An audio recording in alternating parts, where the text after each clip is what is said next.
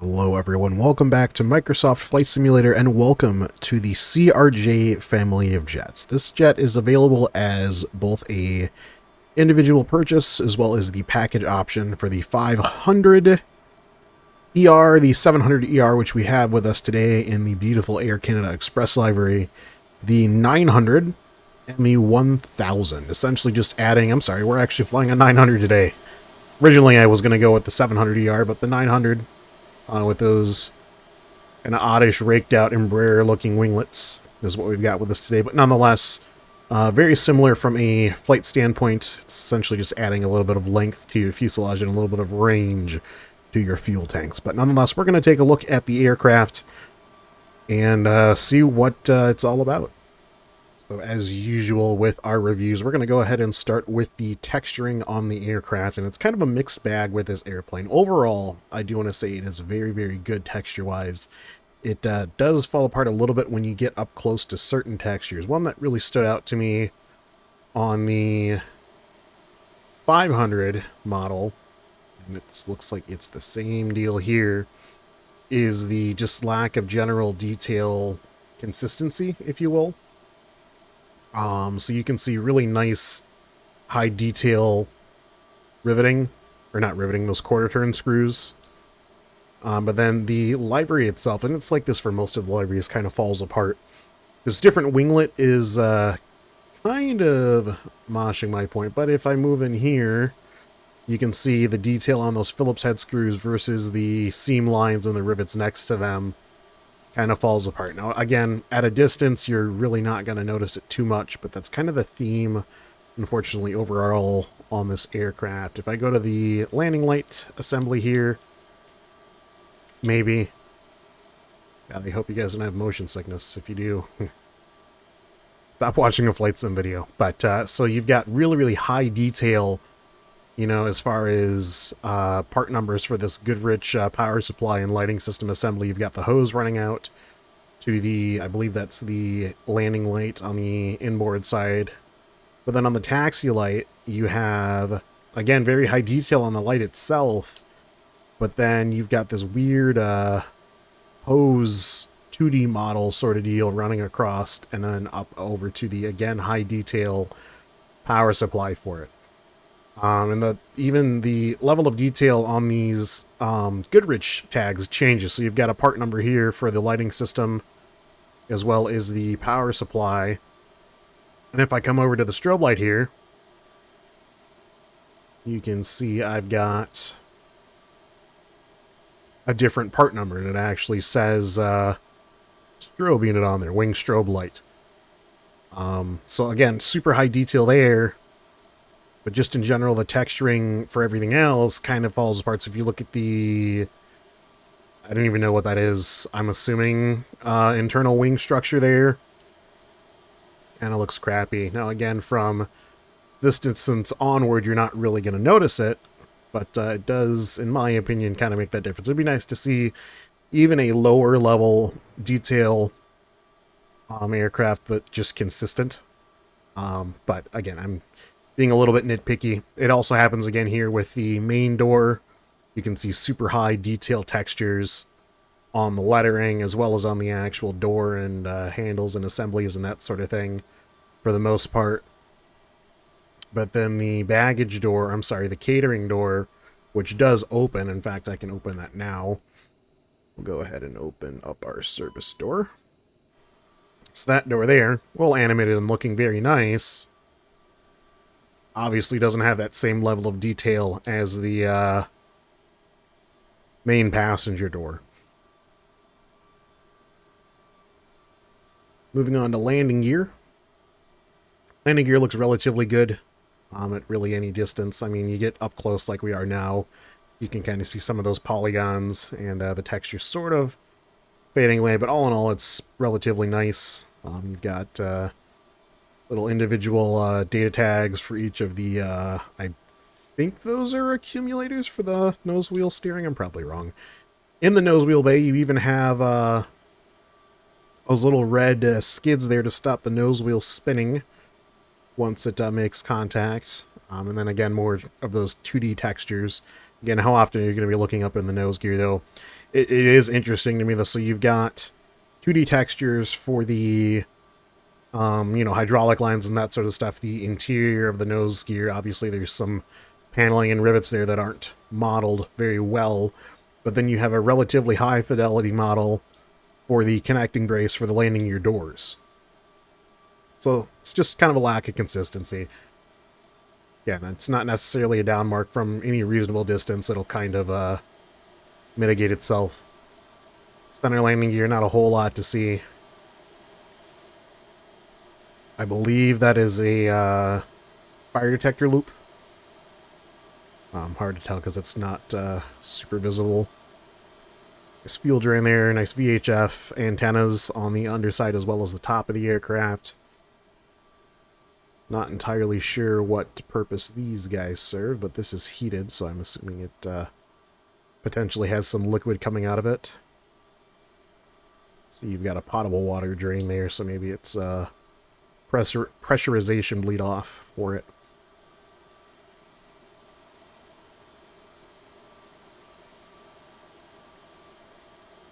All in all, the texturing is fairly good, I'd say. There's those little details I mentioned a minute ago, but overall it's pretty good. I have no idea what that is, but I like the detail on it. Your wing light, I think, is a 2D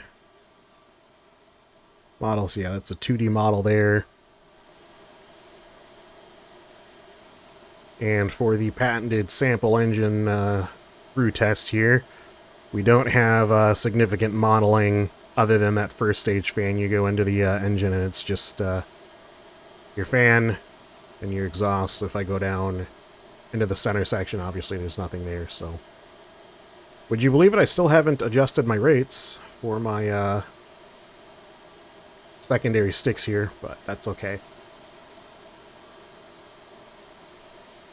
Relatively good detail on the tail section of the aircraft. Kind of odd, the heat blur for the APU starts just a hair before the actual outlet. We'll just pretend that that's residual heat bleeding off of the hot surface. How about that? Horizontal stabilizer looking relatively good. And you do have that little bit of discrepancy, though, between, you know, these really high quality Phillips head screws and then the rest of the panel just kind of looks FSX-y. That's not to mean good, like, as of from FSX. It's a similar story when you look at the root of the heated leading edge section. You've got really nice, higher quality detail there on the one section, but then as you go up, it kind of falls off. So this, I believe, second section would be riveted on. In fact, you do actually have a couple of Phillips head screws that are modeled, just not all of them. So, am I nitpicking? Let me know. Ignore that mirage. That's not for this video. That's for another video.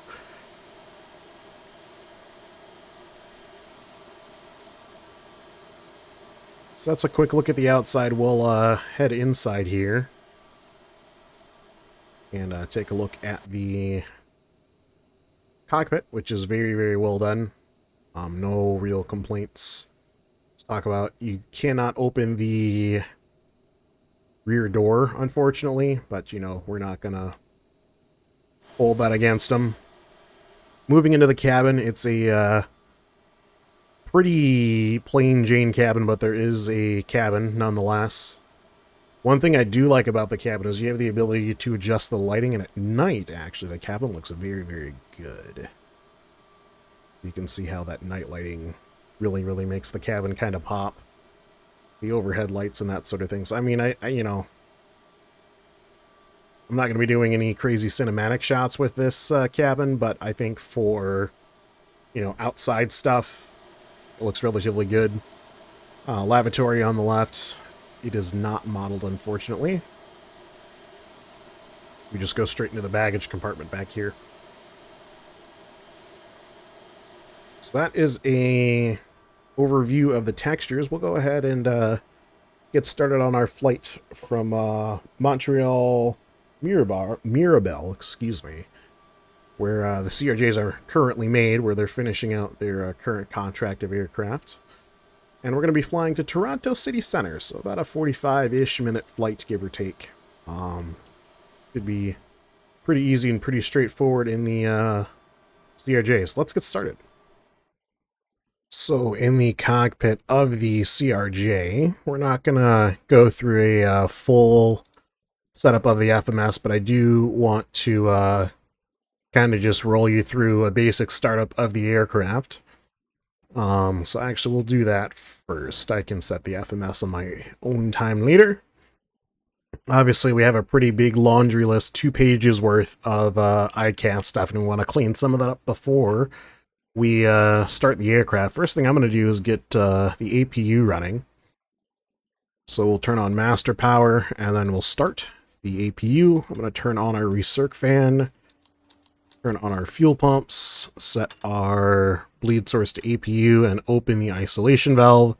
You can see the APU start light has illuminated, and then we have a monitor on the APU.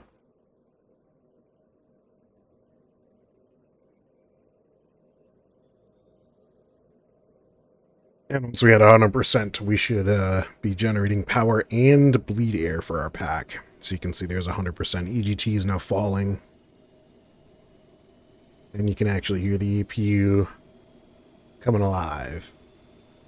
You can see our ground power is switched from in use to available, since we are generating on the APU now. And then we need to turn on our stab trims, turn on our mock trim, and our yaw dampeners, 1 and 2. So we're down to a single page now. Next, we're going to come up to the right-hand side and turn on, or arm rather, our emergency lights, set our passenger signs to automatic, and I'll set window heat to low, and then these 4 hydraulic switches all need to come on. And that's about all we can do before the startup. So I'm going to go ahead and program the FMS and get our flight put in here, and then we'll walk through a startup together.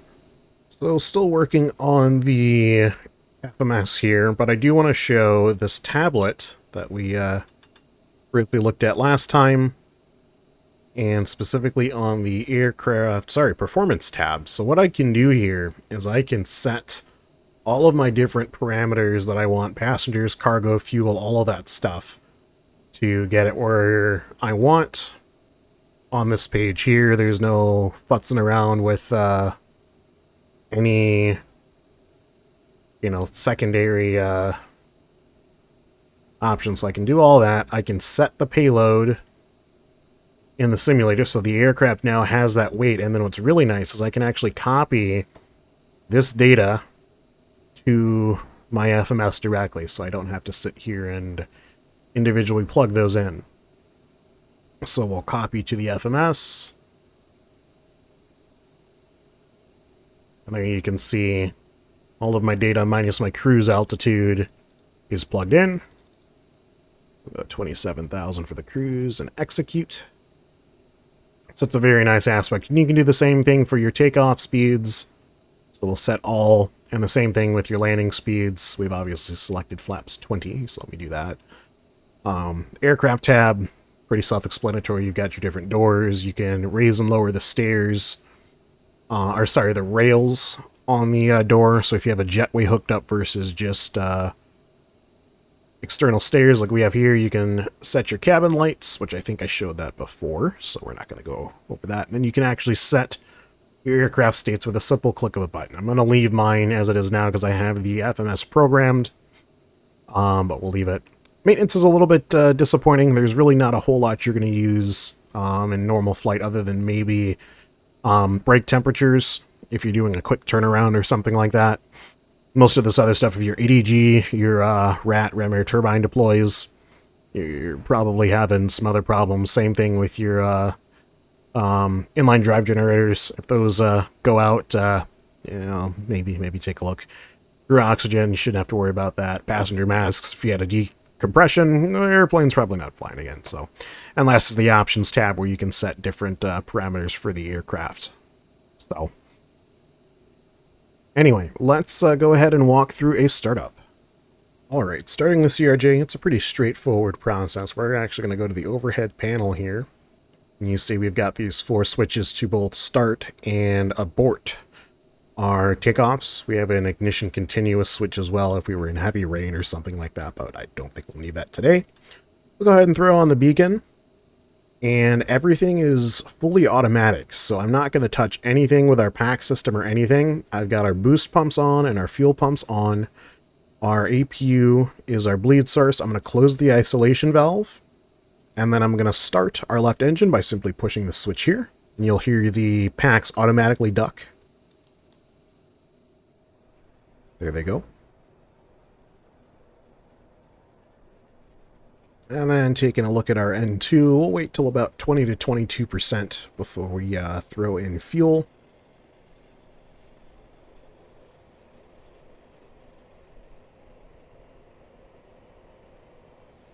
And we'll grab our left throttle and move it up to the idle detent. And then I'm going to jiggle my physical throttle just to make sure we're in the idle detent.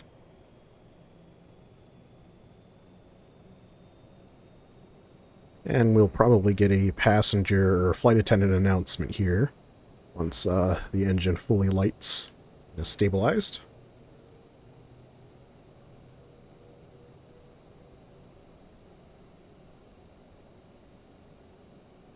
You can see our left engine oil pressure light has, or I guess annunciation has gone away.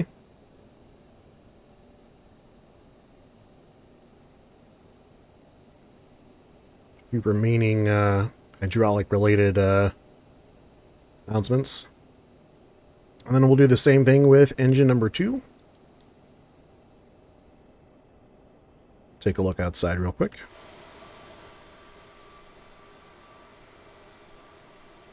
I really can't see it spinning too well, but she's spinning and waiting for about 22%.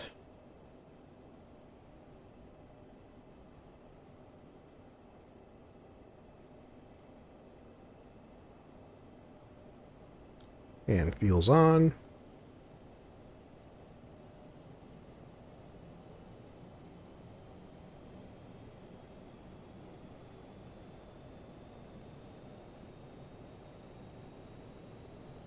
Oil pressure's coming up. And ITT's in the green still.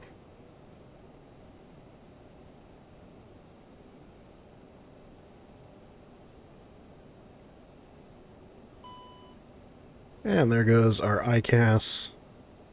Vast majority of our warnings are gone. We'll open the isolation valve and set our engines to both. We'll leave the APU run for a little bit to let it cool down. And we will get set to taxi out here. I've got to do a little bit of autopilot setting, as well as our altimeter needs to be set. So I'm going to grab the weather, and then we'll be back to taxi. Alright, aircraft configured up nicely. We'll go ahead and turn the seatbelt sign to on. And we'll give a quick flash of the taxi lights, because we're going to do one of my favorite T-tail activities, and that is a powered pushback. Growing up, I would watch lots of MD-80s and Boeing 717s do a powered pushback, and we're going to do that today in the CRJ. Now, if I were to just move my levers to the reverse condition, nothing happens. You can see I've got my things are still shut. They'd open right there. So what I need to do, I'm going to turn them to idle. There's actually an arming switch for each thrust reverser, left and right. So we need to turn those on first, and then we get that thrust reverser movement. And that's in a lot of your checklists, actually, is to turn on and off your thrust reverser arming. So we're going to go ahead and arm and accelerate in reverse.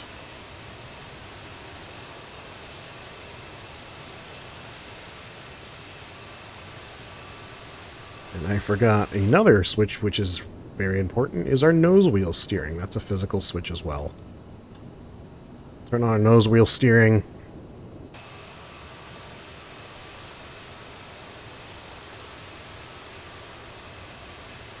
Last used this with DCS, so my buy-ins are a little bit off. One odd thing that does kind of bug me with this airplane is the center point for the camera is at the aft end of the, well, I guess it's towards the empennage. So when you're trying to get those nice cinematic shots, you have to zoom out real far, and then you get that kind of fisheye effect. So you almost have to do a lot of your cinematic shots from this frontal three-quarter view here, otherwise you cut off some of your airplane, but that's not a huge deal. We will go ahead and get taxiing here.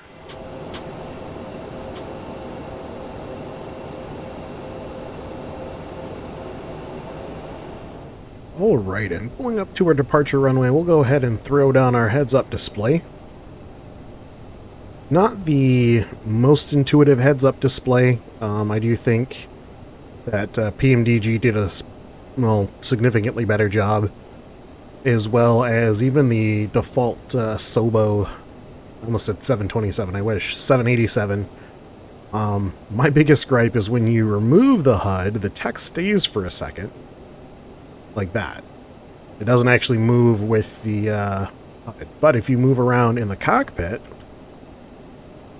the text does appear to move. So that's good, I suppose. We'll go ahead and get configured for takeoff here. External lights on. Run through our checklist here. Lights and strobes are set. Fuel cross flow set to manual. And we should get an annunciation, which we do. Radar terrain display set. There is no onboard radar.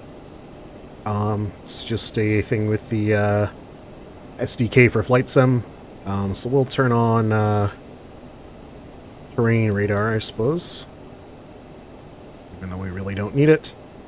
And crew alert system is checked. We've got the alert for the flow pump.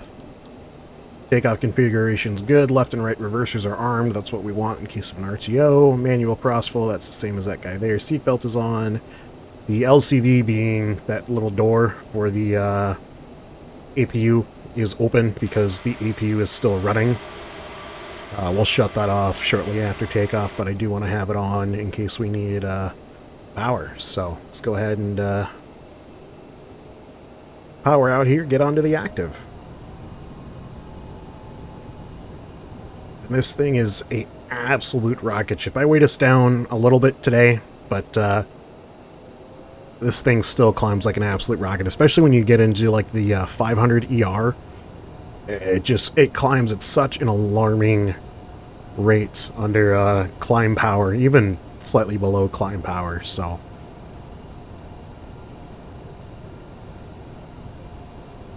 very similar to the Airbus flight controls as far as the throttle goes. You've got obviously those detents, and the FADEC will automatically set the power that you need. So we're going to go up to takeoff power.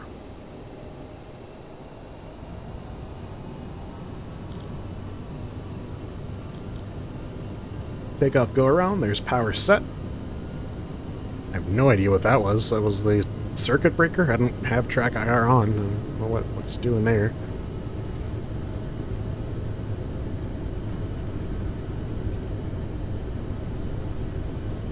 Here's our rotate speed. We'll start pulling back on the stick as we cross our V2.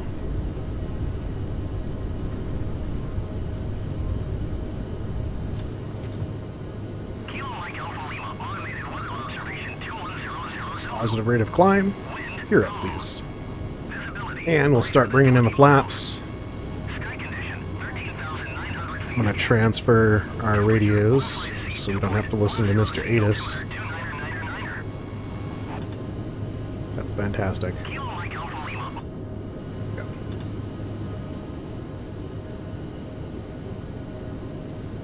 Well above our 400 feet, we'll turn on our autopilot and retract that last notch of flaps. We're going to set our crossflow back to automatic. Take a look at our our climb checklist. So we're back to automatic. Leads and APU set. We will disengage our thrust reversers,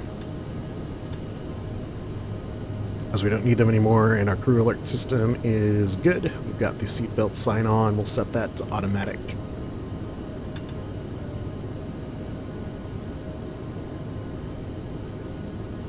Stow the HUD. Shut off those taxi lights. And keep cruising out here.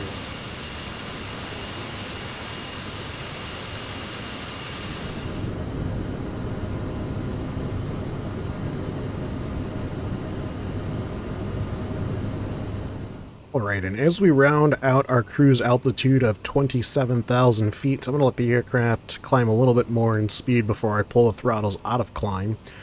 But let's take a look around the cockpit. It's actually a very, very nicely modeled cockpit. Obviously, we took a brief look at the tablet here. But in terms of immersion, it's a very nice cockpit, very well put together, very good textures. We've got this sky cam that we can use to view all of the different areas in the aircraft. You've got the cockpit door there, then looking at the service door, some weird dude here, no idea who he is. And then, watch that be like the creator of the CRJ program. But anyway, and then looking aft into the passenger area, obviously you can test your oxygen masks. One of the things that I really liked, let's pull the power back here a little bit.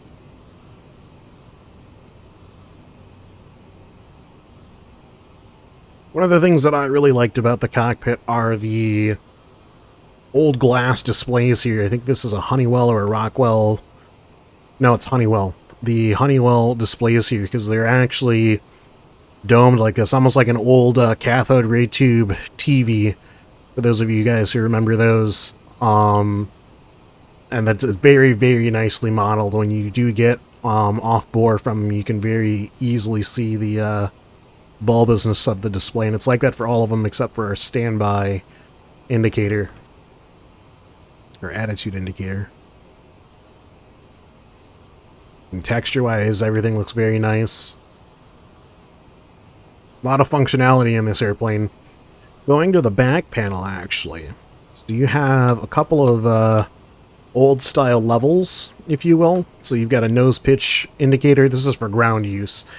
But, so if you were doing, I don't know, an IRS alignment or something like that, so this is probably a maintenance item, but this does move with the aircraft. So you've got the nose pitch indicator, obviously we're pitched in a way that it's offsetting. And then you have a roll indicator here, and you can see that kind of moving back and forth as the aircraft adjusts itself. Fuel totalizer, I believe this is. You've got an auto fuel selection. I have this off actually right now. I think I'm gonna leave it off because I don't want to mess with our airplane. It's flying just fine right now. If it ain't broke, don't fix it. Very nice ambient lighting for the overhead dome light, the floodlights here. It's part of the 3-zone lighting control for this aircraft. You've got, oh, I don't know where that's light's casting from then. But you have these 3 different controls. Your displays is obviously the display brightness for your ICAS and that sort of thing. And you've got backlighting for all of your switches, and then an overhead flood.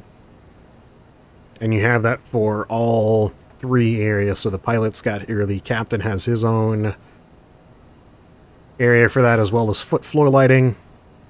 And so does the first officer. Turn on his floor lighting as well. He also has a skycam. But all in all, a very nice place to be. Especially for the more short-haul flights that these aircraft are known for. The 1000 actually has a pretty reasonable range. But for me, I love the short-haul flights. I love, I guess, puddle jumping, I guess you could call it. It's not really puddle jumping, but one step up from the old bug smashers. So we're still a good ways out, about, let's see here, 200-ish miles from our destination airport, so a little ways to go yet. I'm gonna stay put and keep flying, manage our speed a little bit better than when I was talking. And we'll catch you guys once we're on our descent.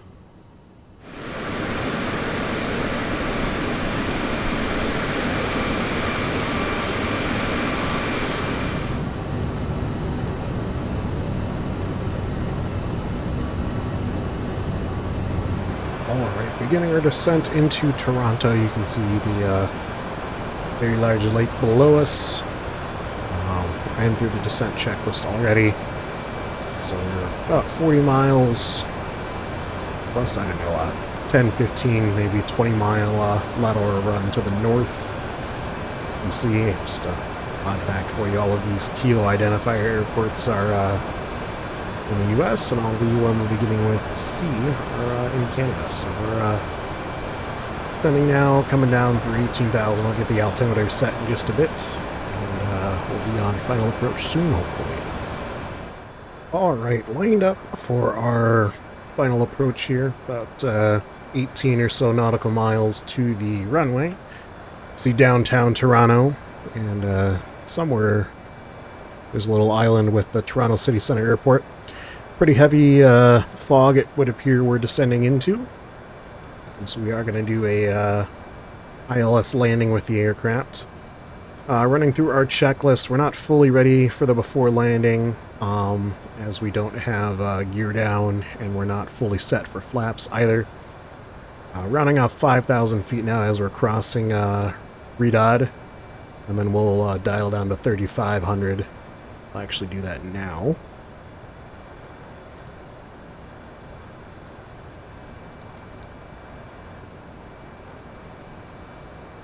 Reasonable power set to maintain our airspeed. We'll go ahead and drop the gear.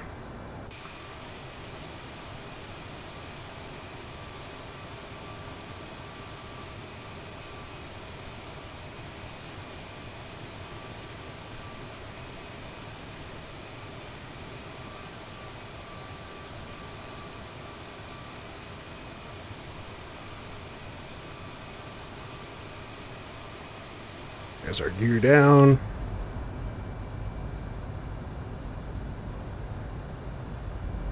And hold off on our 30-degree flap setting for just a little bit as we continue our descent into Toronto.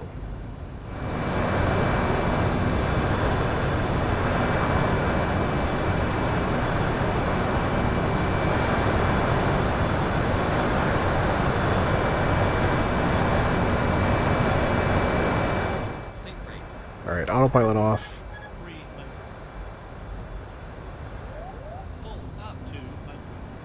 Low on the pappy. Add some power, bring that nose up. Is it really a regional jet landing if you don't almost crash? Alright, throttles to idle. We'll float her on in here. That's a hard one. Yeah, wasn't it? Alright, thrust reversers out.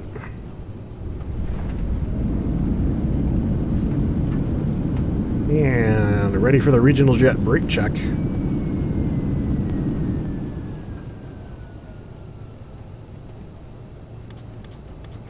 Until the aircraft has come to a complete stop. Alright, very nice looking jetway next to this American CRJ. We'll go ahead and pull in next to him.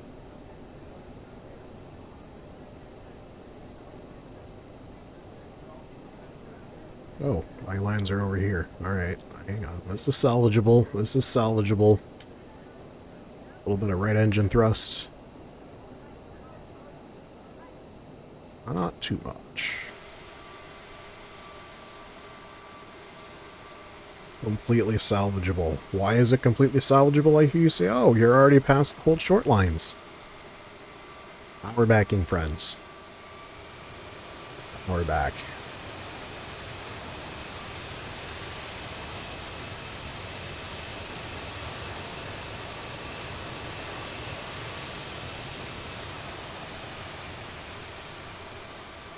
And there we are, parked up. We'll set the park brake, go back inside, and turn off our taxi lights. Shut off the passenger signs, let them know that they're good to go. Confirm our APU is running, which it is. It is available. We'll set bleed source to the APU. Normally transponder and all that would go off. We did not use that today. Check our shut off lights, or shut off checklist. Park brake is on, seatbelts are off, thrust levers to shut off, then anti-ice off, fuel pumps, beacon, and nose wheel steering. So in that order, we already have our park brake set, seatbelt sign is off, thrust levers, we will bring those to idle cutoff, like so. Anti-ice was not on, fuel pumps off.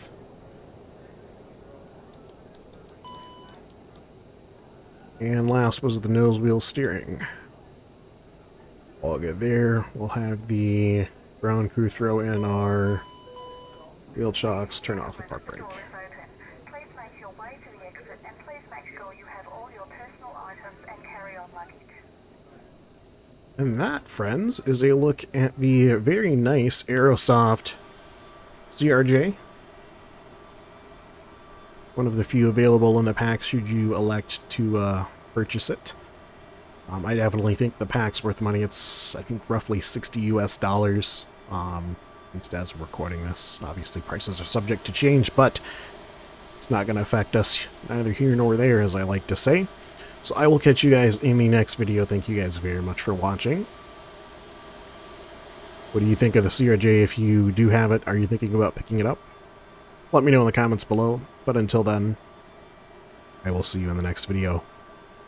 As always, take it easy.